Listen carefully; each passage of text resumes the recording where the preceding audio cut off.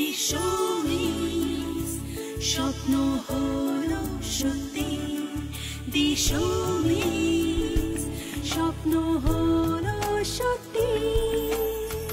এবার বলো, এবার তোমার দিক থেকে আমার দিকে আসা যাক, কারণ আমার স্কিনটা সেনসিটিভ।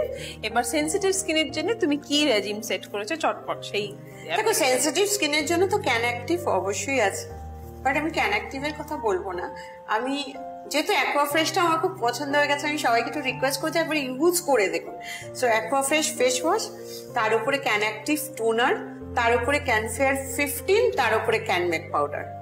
বাহ, একটা সুন্দর, আমাদের জন্য একটা সুন্দর রেজিম সেট করে দিচ্ছে সমিতি। চলো, সেনসিটিভ স্কিনে আমার ক্লাবের লোক যারা আছে, চলো চটপট আমরা দেখে নিই অ্যাপ্লিকেশন।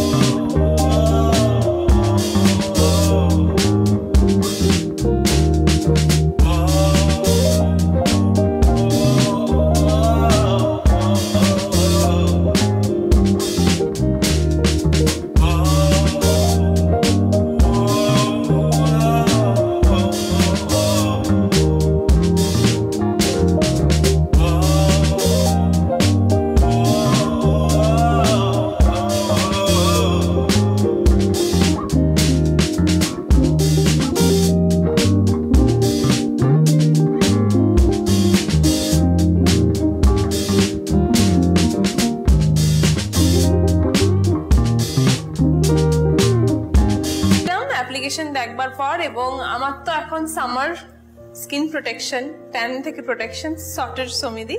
আমি এখন নিশ্চিন্তে বাড়ি যেতে পারি প্যাকআপের পরে, যে এবার কি করব সামনের পুরো বৈশাখ মাসটা আমি জেনে গেছি পুরো, মানে স্কিনটাকে কিভাবে প্রোটেকশন দিয়ে বাড়ি থেকে বেরোনো যায়। এবার একটা ছোট্ট প্রশ্ন তোমার কাছে যেটা করি, যে এত তো আমাদের ঘাম হয়, মানে অতিরিক্ত বেশি, এত হিট অলরেডি বেড়ে গেছে গ্লোবাল ওয়ার্মিং এর জন্য, আমাদের চুলেরও ক্ষতি হচ্ছে, হেলথেরও ক্ষতি হচ্ছে। সেই জায়গা থেকে অনেক সময় ঠাকুমা মারা বলে না যে দই খা, শরীর ঠান্ডা থাকবে। তো শরীর ঠান্ডা থাকার এই যে একটা মিথ বলবো না, সত্যি শরীর ঠান্ডা রাখা যায়, এই ব্যাপারে যদি একটু খুলে বলো।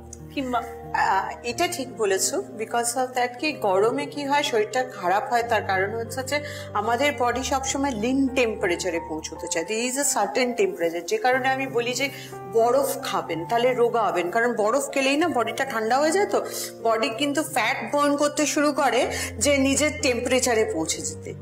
সো অবভিয়াসলি যখন আমরা খুব গরমে যাই, তখন কি হয়, আমাদের প্রথমে তো টক্সিনসটা বেরোয় ডেফিনেটলি, কিন্তু তারপর বডিটা লিন টেম্পারেচারে আসার চেষ্টা করে, যার জন্য আমাদের সব অর্গানস কিন্তু অনেক বেশি অ্যাক্টিভ হয়ে যায়। ধরো আমি তোমাকে কিভাবে বোঝাবো, ধরো আমরা স্টিম নিচ্ছি বা সনা নিচ্ছি, ইটস গুড। কেন না, আমার বডি লিন টেম্পারেচারে আসতে চেষ্টা করছে, যার জন্য ফ্যাট গলাচ্ছে। ওকে, কিন্তু অনেকক্ষণ যদি থাকো তখন কি হবে, তখন বডির অর্গানস গুলো আর তোমাকে প্রপারলি সাপোর্ট করতে পারছে না, মানে তারাও টায়ার্ড হয়ে যাচ্ছে, তখন কিন্তু তুমি ফুলতে শুরু করবে, যে কারণে গরমের দেশের মানুষরা অনেক বেশি মোটা হয়। ঠিক আছে, তখন কিন্তু তুমি ফুলতে শুরু করবে। So this is about lean temperature. আমার মনে হয় যে হ্যাঁ, সেই সময় নিজেকে ভেতর থেকে লিন টেম্পারেচারকে হেল্প করা খুব দরকার হয়, যাতে করে বাইরেটার সঙ্গে ফাইট করতে পারে। তুমি যেটা বলেছো তার মধ্যে একটা ডেফিনেটলি আমি মানবো যে বরফ দিয়ে জল খাওয়া, আজও বলবো খুব ভালো। ঠিক আছে, আখের রস কেন বলে, তার কারণ হচ্ছে আমাদের সুগারটা ফল করে যায়, এত সোয়েট করে বলে আমাদের সুগারটা কখন ফল করে যায় বুঝতে পারি না, তাই জন্য আখের রস খেতে বলে। লাউয়ের রস বলে, তার কারণ হচ্ছে যে ওই যে বললাম না, অর্গানস গুলো মানে ওভার স্ট্রেস থাকে গরমে, সেই জন্য কিন্তু আমাদের ধরো পাকস্থলী বলো, লিভার বলো, সবাই ওভার স্ট্রেস, যার জন্য যে খাবারটা আমি খাচ্ছি সেটা ডাইজেস্ট করতে পারছি না। অতটাই খাবার তুমি শুকনো জায়গায় যাও, তুমি রাজস্থানে যাও, তুমি খুব সুন্দর ডাইজেস্ট করে নিতে পারবে ঠান্ডায় বসে, বা তুমি বাইরের দেশে গেলেও দেখবে খাবার খুব তাড়াতাড়ি ডাইজেস্ট হয়ে যায়। কিন্তু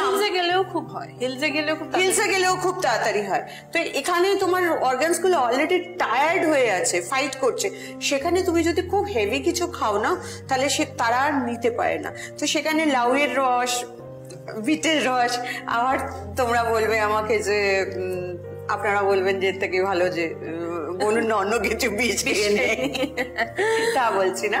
বাট হ্যাঁ, টক দই এগুলো কিন্তু সত্যি যেটা মা ঠাকুমারা বলতেন খুব খারাপ বলতেন না। ইটস রিয়েলি, বা ধরো আগেকার দিনে মানে বাঙালি বাড়িতে খুব হতো, যেটা হচ্ছে ডালের মধ্যে টক ডাল কিংবা আম পোড়ার যে আম পোড়ার শরবত, পোড়াটা ইজ ভেরি, আমাদের তো আম পান্নাও আছে। আম পান্না আছে, আম পান্না আপনারা খেতে পারেন একটু বরফ দিয়ে ভালো করে। কিন্তু এগুলো কিন্তু খুব দরকার আমাদের, মানে সারাক্ষণ গরমের সঙ্গে ফাইট করা অর্গানস গুলোকে ঠিক রাখার জন্য, কারণ আমাদের পেটটা নিতে পারে না। সত্যি তাই। আর ডাইজেশনটা স্লো করে দেয় এই সামারে, সেটা কিন্তু খুব ঠিক কথা বলেছো। সব খাবার ওই যে সব টায়ার্ড থাকে না, তার জন্য ডাইজেশন। তবে মনে হয় একটু লিভ পিওর সিরাপও যদি আমরা তার সাথে খেতে পারি তাহলে তো নাথিং লাইক ইট। হ্যাঁ দেখো, লিভ পিওর সিরাপ তো আমি সবসময় বলে থাকি, কিন্তু তুমি যেটা বলছো যে একদম ন্যাচারালি এগুলো লিভ পিওর সিরাপ খেলাম বা ডাইজেস্টিভ সিরাপ খেলাম, ডাইজেস্টিভ সিরাপ আমার ডাইজেশনের প্রবলেম, কিন্তু সেটা তো ওয়ে আউট নয়। ওয়ে আউট হচ্ছে হেলদি খাওয়া, আস্তে আস্তে হেলদি খাওয়ায় পৌঁছে যাওয়া, এবং যাতে আমার ডাইজেস্টিভ সিরাপ কালকে না খেতে হয়। কিন্তু অবভিয়াসলি ডাইজেশনের প্রবলেম থাকলে সকালবেলা খালি পেটে ডাইজেস্টিভ সিরাপ খেতে হবে।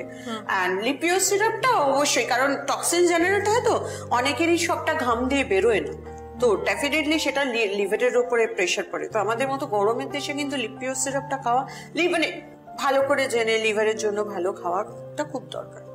একদম সমিতি, thank you so much. Skin protection, hair protection থেকে আরম্ভ করে ভেতরটাকেও কিরকম ভাবে ঠান্ডা রাখবো, কিরকম ভাবে সুস্থ থাকবো, সেটা কিন্তু তুমি বলে দিলে। Thank you so very much. তুমিও খুব সুস্থ থাকো। আরেকটা পর্বে তোমার সাথে আশা করি খুব শিগগিরই দেখা হচ্ছে। দিশমিস স্বপ্ন হলো সত্যি, দিশমিস স্বপ্ন হলো সত্যি।